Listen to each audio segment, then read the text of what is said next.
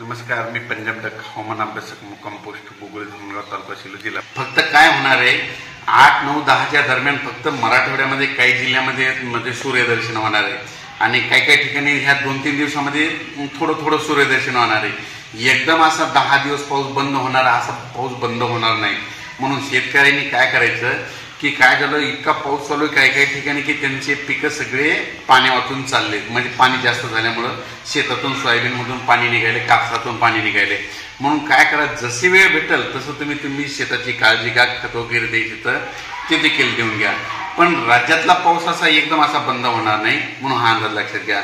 खास करून पुणेकरांनी बी आज ह्या म्हणजे 8 तारखेपर्यंत काळजी घ्यायची गरज आहे. कारण की काय झालं की आता ह्या 2-3 दिवसामध्ये 4 तारखेपासून ते 8 तारखेदरम्यान जवळपास पुणे, मुंबई, नाशिक, उत्तर महाराष्ट्र, नंदुरबार, धुळे, नगर जिल्हा, त्याच्यानंतर संभाजीनगर इकडं या भागात चांगला पाऊस पडणार आहे. म्हणून हे अंदाज लक्षात घ्यायचा.